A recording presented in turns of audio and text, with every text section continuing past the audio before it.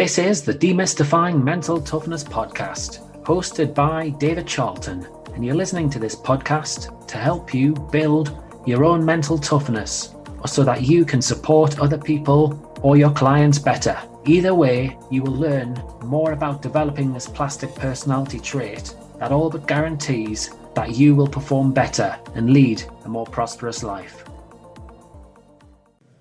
Hi and welcome to another short episode of the Demystifying Mental Toughness podcast with your host David Charlton. And today I'm going to talk about a topic that many athletes will be familiar with and might struggle with from time to time. That is getting ahead of themselves. And specifically, I'm going to refer to Wimbledon though, as I discuss this topic. Wimbledon right now is taking place. It's arguably the largest tennis tournament there is, and there are going to be many players this coming week and in the past week that have got ahead of themselves, that have feared success essentially. They've got themselves into winning positions, and then they've taken their foot off the pedal. They've lost all momentum. There'll be players who've got to the finishing line, or just about. They've nearly won their match, but they've been unable to close it out.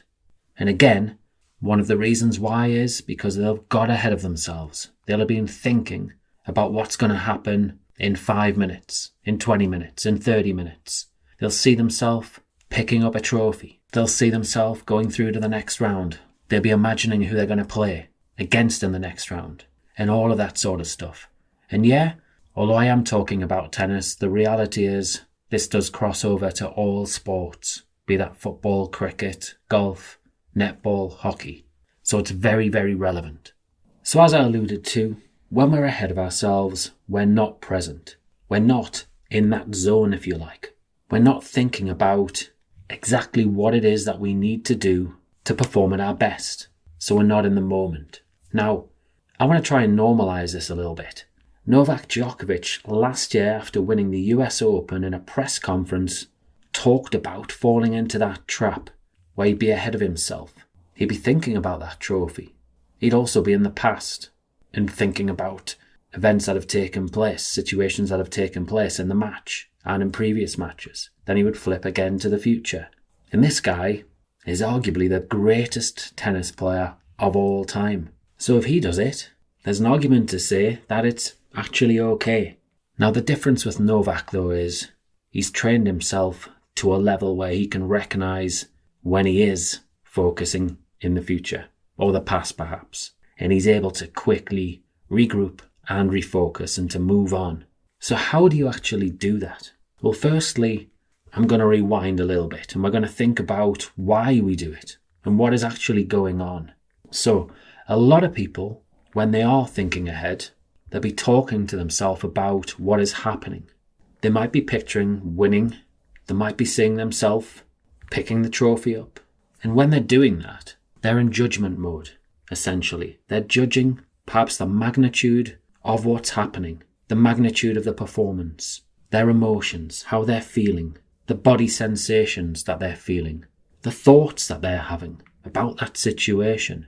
They're potentially judging all of these things as good or bad, often bad. Then they judge themselves, and then they judge a bit more. And that negative cycle just continues. Their emotions change, their arousal changes. In most cases, it heightens. They become more and more uncomfortable as they're in this situation. And then their sensations in their body change even more. Their heart rate perhaps gets faster. And then again, they judge more and more. They start feeling differently again. And they start thinking more. So they're in this paralysis by analysis loop. And then future thoughts flip into past thoughts, where they think about perhaps blowing this situation. They start visualizing where they've had a double fault, perhaps in the game or in a previous game. They'll start picturing images of other matches when they've failed to close out a game or a match. And then this breeds catastrophizing again. More tension, more thoughts, more negativity. And now I've talked about this for about 4 or 5 minutes, I believe. Yet, the way the brain works in these types of situations, it happens in a split second. And in some sports, we only have a split second to make decisions too. So typically what actually happens is we have a fear response. And when we get that fear response, our rhythm and timing goes well and truly out of sync. In tennis, if we're serving, were likely to rush the point, or some might take too much time, messing with their natural rhythms. So what does Djokovic do? Well, Djokovic and all the great players, as I alluded to, they're able to recognise when they are falling into these sort of traps. They're able to recognise that actually this is quite normal. They won't get into the whole judgment thing, where they're judging themselves in a negative way, perhaps telling themselves, I shouldn't be doing this. This is not normal, and putting themselves down. That's just going to add to the emotional experience. So that's right, they're very quick to spot it happening, and then in their training, in their practice, they've got routines that they do religiously that are going to help them in these types of situations. And this is where a lot of people go wrong. They think they've got routines, but actually when it comes down to it, if you were to ask them to write down their routines, they'd probably struggle with it. This is what I call process practice, and it's so important. So in tennis terms, what a player can do when they do notice, when they're getting distracted by their thoughts and their feelings and their body sensations, what they could do, a very simple strategy, is just to walk away a couple of steps. They might have a towel placed at the back of the court, where they might go, wipe their brow, take some deep breaths, then regroup, and then go again and go about their business, their serving routine, as they would do. Perhaps into the mix they're feeling a bit tired, a bit lethargic, a bit leggy. So what they could do just before they're going into their serving routine is have a strategy to jump up and down, to shake their body out and feel more energetic. That may be something that helps them emotionally. For me though, this whole thing about process practice is so important. It's so important to put it into your everyday training, your everyday practice. Put it into coaching sessions too, so that you get used to it. Don't just start with it in a match, because it's going to actually throw your rhythm out of sync. If you're doing it time and again, on a regular basis, when it comes down to these clutch decisions, it's going to be second nature to you to actually just to grab the towel, to slow yourself down. You know, the importance of this cannot be understated. So I've got a little task for you as you're watching Wimbledon this week. I'd like you to watch the Goffs, the Zabalenkas, the Djokovic's, the Alcarazes in pressure situations, and notice their routines. Notice what it is that they do to help themselves. Notice when they've made a mistake, how they respond and react. What helpful mechanisms do they actually have up their sleeve? Feel free to email me or send me a message on social media when you notice some of these things. If we switch sports for a moment, let's just think about football and Ronaldo. Ronaldo on Monday, he had a penalty for Portugal to send them through to the next round in extra time. Yet the goalkeeper, Oblak, made a fantastic save. And then for the next 5 minutes or so, Ronaldo looked a mess. There was tears in his eyes. Yet, when it came down to the penalty shootout, shortly afterwards, he was the first person to step up. Failure and missing like he did the last time, it probably did run through his head. Success and Portugal winning the game may well have gone through his head as well. But Ronaldo has got a set process, a really consistent routine, which he's practiced time and time again, which he trusts, which he backs. And under an immense amount of pressure, we all witnessed a really inspiring moment. One of the best penalties that you're likely to see, as he tucked it in the bottom left-hand corner.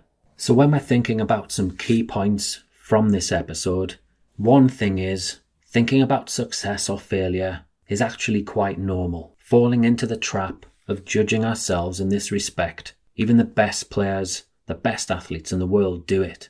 The key is noticing, and then it's accepting. It's not letting your thoughts, your feelings, your emotions, the bodily sensations overwhelm you. You need to have a strategy to disrupt the pattern. That pattern, as I mentioned before, is going to mess with your rhythm and your timing. It's going to disrupt your focus. So having a bit of paper out and working out a strategy is key. Practicing that strategy physically is key. Practicing it mentally as well. So putting some mental reps in, visualizing how you're going to respond to these types of situations is another key and can be hugely helpful. Now this week at Wimbledon and potentially the Euros and the football, there's going to be many people who are out there who are fearful of success, fearful of failure. But let's be okay with that. Can you be okay with that today or tomorrow? It's okay to mess up as long as you give it your best shot. Until next week, I hope these little pearls of wisdom and little reminders are helpful. Please do have a fantastic week.